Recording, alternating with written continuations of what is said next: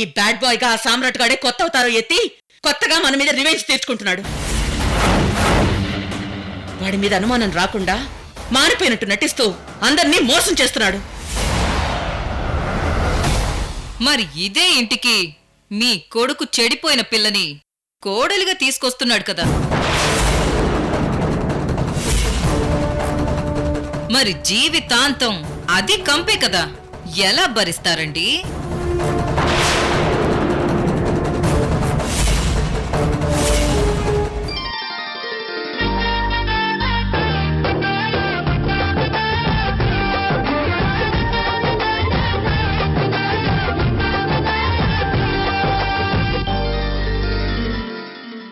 ఏం తెలుసు నీకు నా కోడల గురించి?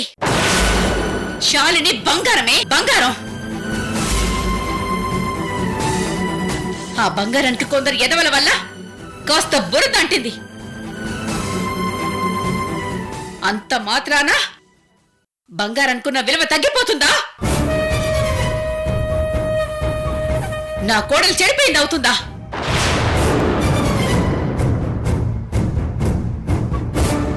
శాలిని మాట చలువ తెలుసా నీకు? శాలిని మంచి మనసు చూసావా నువ్వు?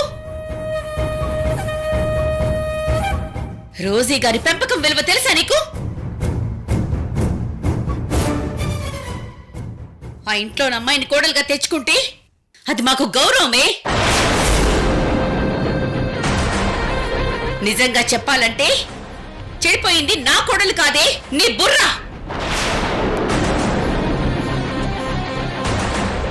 కంపు కొట్టేది ఈ స్వీట్ కాదే, నీ మాట. సాటి ఆడదానివయ్యుండి అలాంటి పిల్ల మీద జాలి చూపించాల్సింది పోయి ఉన్నవి లేనివి చెప్పి సంబంధాలు చెడగొట్టడానికి నక్కజిత్తులు పన్నుతున్నావా?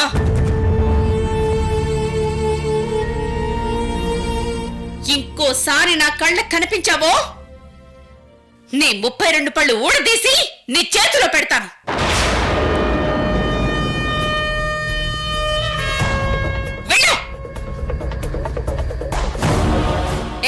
అమ్మా, ఇది తీసుకెళ్ళి దీనికే తినిపించు. అలాగేనమ్మా. మేడం, ఎడమ కన్ను కొట్టుకుంటుందని చెప్పినా మీరు వినలేదు. ఇప్పుడు చూడండి, మీ కుడి ఎడమల పళ్ళు ఊడేలా పిగించుకున్నారు. పదండి. కలిసొచ్చే కాలం వస్తే చెడిపోయిన కోడలికి కూడా హారతి పట్టే రోజులు వస్తాయనుకుంటా. దాని టైం బాగుంది. వెళ్ళు.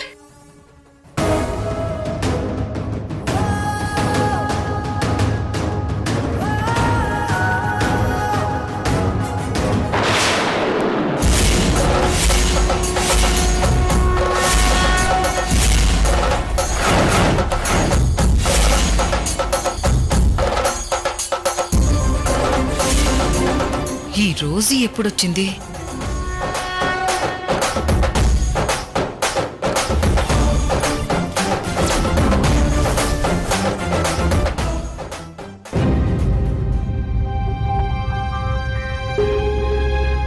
ఇందుమతి గారు, వదిన గారు, మీరా?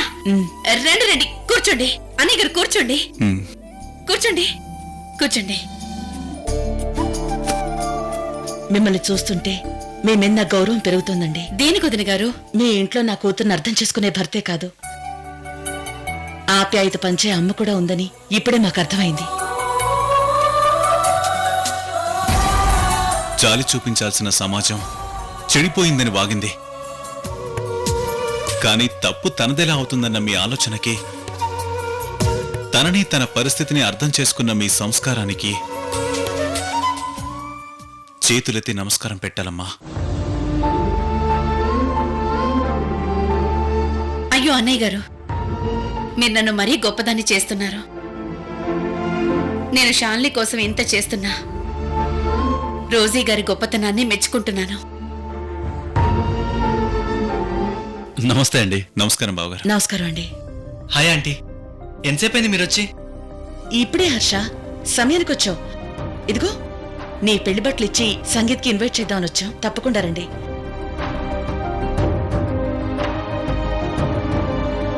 ఏమండి, వెళ్దామా? ఒక్క నిమిషం. సంగీత్ అందరూ తప్పకుండా మా ఇంటికి రావాలి. కొంచెం ఎర్లీగా రావాలి. తప్పకుండా వస్తాం అన్నయ్య. అలాగే మాకు కొంచెం అర్జెంట్ పనుంది, వస్తామండి. పదండి. వెళ్ళొస్తాం. ఓకేనండి. రే అన్నయ్య, రేపు సంగీత్. ఈ సంతోషంలో ఎక్కడికైనా వెళ్ళి పార్టీ చేసుకుందాం పదా.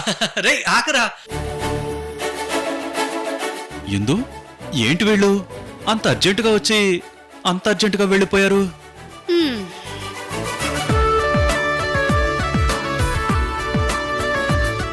ఏంటి, ఏం జరుగుతుంది?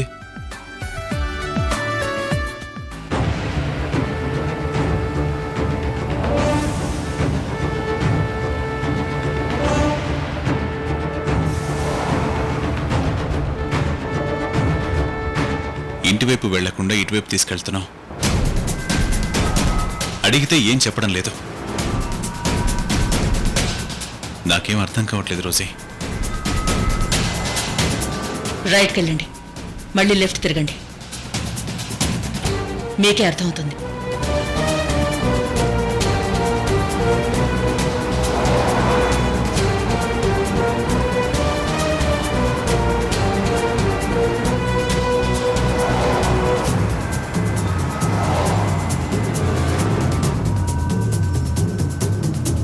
ఇక్కడ ఆపండి.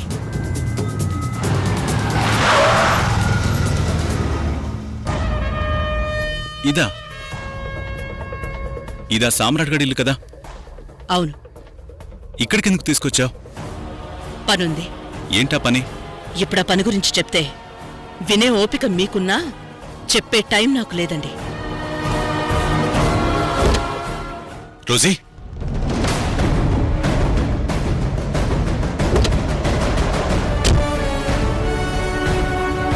రోజీ ఆగు. ఈ సామ్రాట్ బ్రతికినా చచ్చిన పాము లాంటి వాడే. వాడి వల్ల ఎవరికి నష్టం లేదని నువ్వే చెప్పావు. కానీ ఇప్పుడు నువ్వే వాడింటికి వెళ్తున్నావు.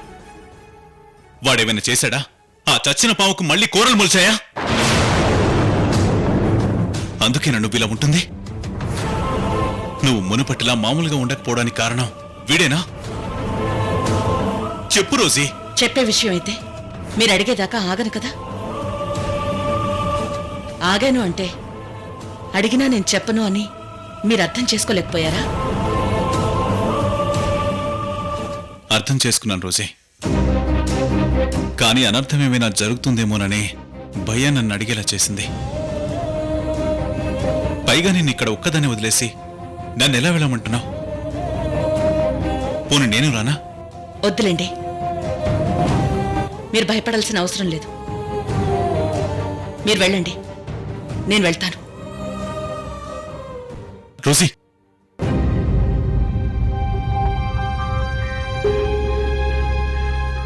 జాగ్రత్త.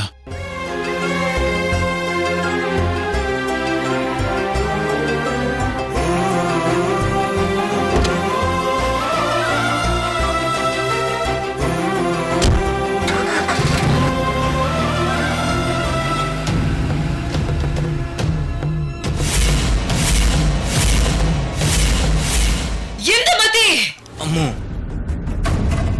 నన్ను కొడతావా? ఈ శైలజాదేవిని కొడతావా? అరిగిపోయిన రికార్డ్ లాగా అదే డైలాగ్ ఇప్పుడు 100 సార్లు చెప్పారండి. కాస్త ముందుకైనా వెళ్ళండి, లేకపోతే మూసుకొనైనా కూర్చోండి. సారీ మేడం, టంగు స్లిప్ అయింది. ఎస్, ఆ ఇందుమతి కూడా చెయ్యి స్లిప్ అయి కొట్టినట్టు నాకు అనిపిస్తుంది. ఎందుకంటే నేను చెప్పేంత వరకు ఒకలా ఉంది, చెప్పాక ఉన్నట్టుండి ఇంకోలా మారింది.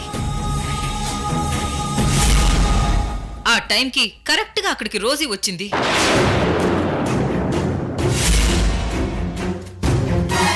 తను రోజీని చూసి కొట్టిందా లేక కావాలనే కొట్టిందా అని నాకొక క్లారిటీ వస్తే దాని కథ ఏంటో చూడొచ్చు. రోజుని చూసి కొట్టుంటుంది అనుకోండి మేడం, కాస్త మీ ఈగో అయినా సాటిస్ఫై అవుతుంది. అనుకోవడం ఏంట్రా, అదే అయి ఉంటుంది.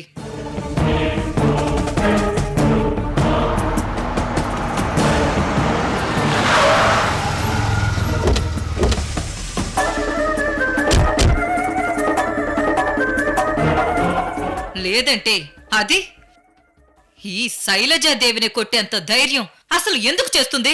తొక్కలో శైలజాదేవి నువ్వు అంటే చాలు శైలజాదేవి అని నీకు నువ్వే రుద్రమదేవిలా బెళ్ళప్పించుకుంటున్నావు. నీకంత సీన్ లేదు. నీ మాజీ మంత్రి అనే కార్డు నీ పేరు కింద పెట్టుకోవడానికి తప్ప నాలుగు గీసుకోవడానికి కూడా పనికిరాదు. శ్రీనివాస్, ఏంటి కోపమా? కాలిందా?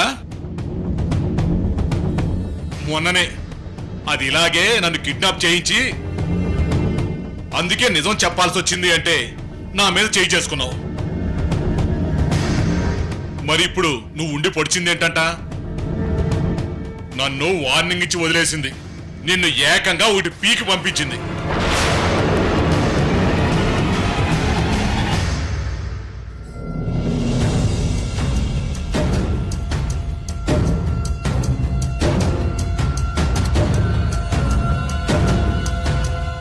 ఇదిగో ఆ ఇందుమతి నిన్ను ఎన్నిసార్లు కొట్టినా తన నువ్వు ఏమీ చేయలేవు. ఎందుకంటే వాళ్ళు సాఫ్ట్వేర్ బ్యాచ్ కాదు, అవసరమైతే హత్యలు చేసే హార్డ్వేర్ బ్యాచ్. వాళ్ళు కొడితే కొట్టించుకోవాల్సిందే, కాదని ఎదురు తిరిగితే నువ్వు మళ్ళీ ఎర్రగడ్డ ఆసుపత్రికి వెళ్లాల్సి వస్తుంది. జాగ్రత్త.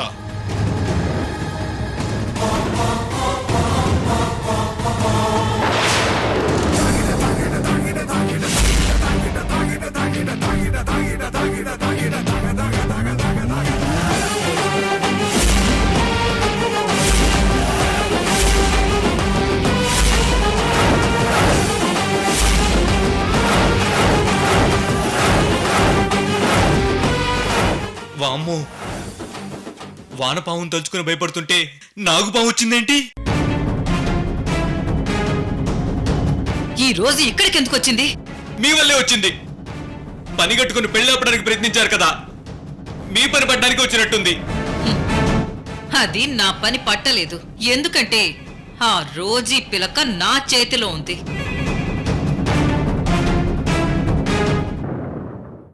రే శ్రీనివాస్, నీ కొడుకు ఎక్కడా? నా కొడుకా? వాడితో పనిటి మీకు? రే, అంటే నా ఉద్దేశం ఎందుకో కనుక్కుందామని.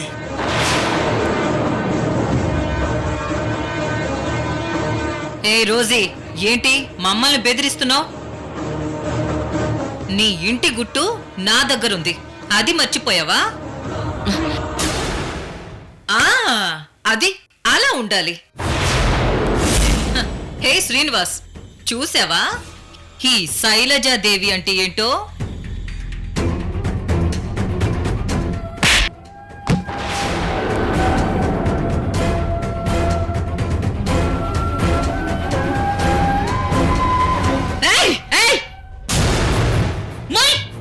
నోర్మోయ్. శ్రీనివాస్, చెప్పు, ఎక్కడ వాడు? వాడినెందుకు టార్గెట్ చేశారమ్మా? వాడు పిచ్చోళ్ళ ఎవరో పట్టినట్టు తిరుగుతున్నాడని ఎన్నిసార్లు చెప్పినా వినరేంటమ్మా? రే ఫోన్, వాడు పిచ్చాడు కాదురా, తొండ ముదిరి ఊసర వెళ్ళైనట్టు చావు తప్పించుకుని నన్ను చంపడానికి బ్యాడ్ బాయ్ వేషం వేసుకున్నాడు రా వాడు.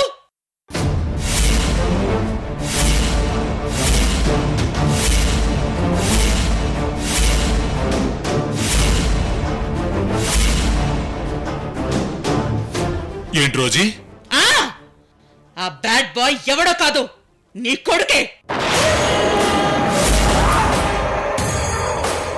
అబద్ధం. నిజం. మీ వాడికి మా అమ్మ పెట్టిన కత్తిఘాటు వల్లే వాడే వీడని తెలుసుకున్నాం. రేయ్, అందరి ముందు అమాయకుడిలా నటిస్తూ తెర వెనుక డ్రామాలాడే సైకోరా నీ కొడుకు. నాన్న, చెరువు ఎండింది చేపల్ని తినొచ్చు అని ఆనందపడే చీమల కంటికి రాబోయే సునామీ కనబడదు. ఆ ఉప్పెన కొట్టుకుపోతూ ఆదుకోవడానికి చెట్టు ఆకులు కూడా దొరకక విలవిలలాడిపోతాయని చీమలకి తెలీదు.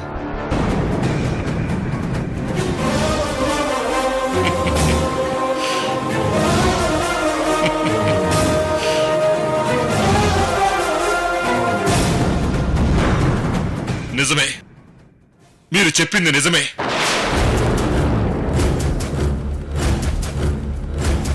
వాడి కన్న తండ్రిని నేనే కనిపెట్టలేకపోయాను.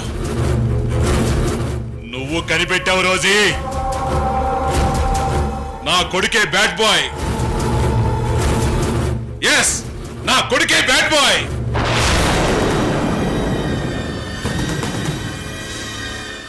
నేను ఈ ముక్క ముందే చెప్పాను. ఆ సామ్రాట్ గాడు ఏదో చేస్తున్నాడు, వీడే మన బ్యాడ్ బాయ్ అనిపించింది. అందుకే వాణ్ణి ఆ రోజే అడిగాను. కాకపోతే ఏదో పిచ్చాళ్ళు యాక్ట్ చేస్తూ చివరికి ఎలా ట్విస్ట్ ఇచ్చాడు. కాదు కాదు, రోజీ నోటి ద్వారే చెప్పించేశాడు.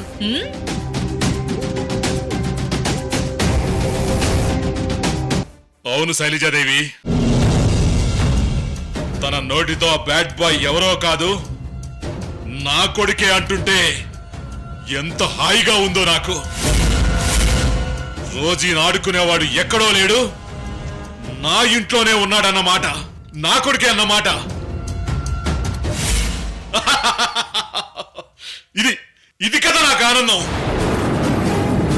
ఇది కదా నాకు సంబరం. ఈ రోజుని ఏడిపించినవాడు నా కడుపున పుట్టినవాడే. శభాష్. ఇప్పుడు చెప్పు రోజీ.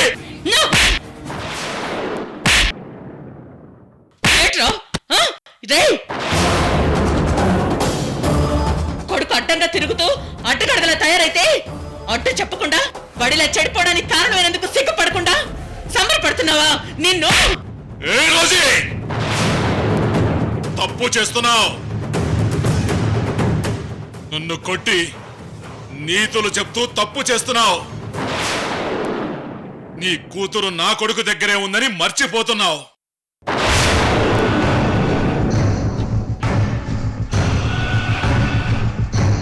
నువ్విలా కొట్టావని వాడికి తెలిస్తే అక్కడ నీ కూతురు తోలు తీస్తాడు. జాగ్రత్త. రే యూజ్లెస్ ఫెలో, ఇప్పుడు జాగ్రత్త చెప్పాల్సింది నాకు కాదురా, నీ కొడుక్కి. నా ముందు నిలబడే ధైర్యం లేక ముసుగు వేసుకుని వాడెన్ని రోజులు కుప్పిగంతులు వేశాడు. ఇప్పుడు వాడెవడో తెలుసాక వాడిని భూమిలో కప్పి పెట్టడానికి ఈ రోజుకి ఎంతో టైం పట్టదు. లోకి గోవింద్,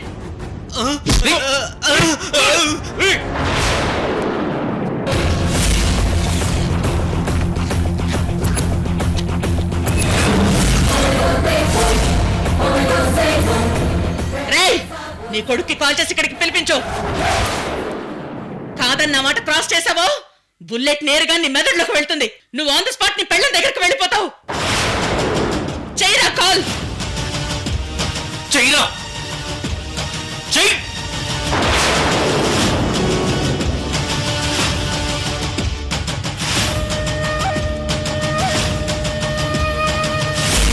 స్పీకర్ ఆన్ చేయి.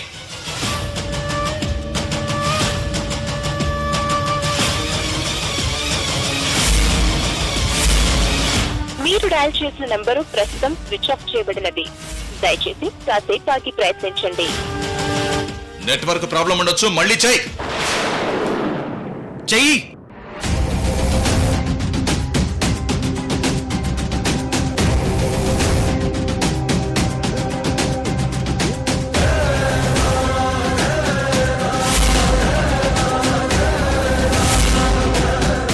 మీరు డయల్ చేసిన నంబరు ప్రస్తుతం స్విచ్ ఆఫ్ చేయబడినది. దయచేసి కాసేపు ఆగి ప్రయత్నించండి. The number you are trying is currently switched off. Madam, ఏం చేద్దాం? Try again later. రాని ఎంతసేపు స్విచ్ ఆఫ్ పెట్టుకుంటాడో చూద్దాం.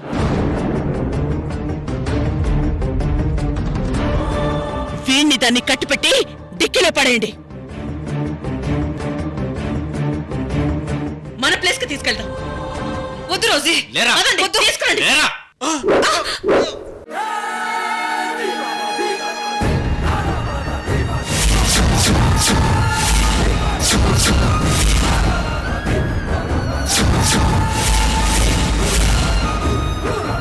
వాడి దగ్గరికి నువ్వు ఒక్కదానివే వెళ్తావమ్మా? అవును, మీరు ఒక్కరే వెళ్ళడం అంత మంచిది కాదు. నా ఫ్యామిలీ రిస్క్ లో ఉందని తెలిసినప్పుడు నా సేఫ్టీ నాకు ముఖ్యం కాదు గోవింద్.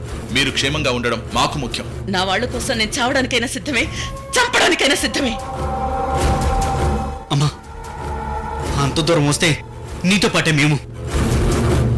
మమ్మల్ని నీతో రానివ్వు.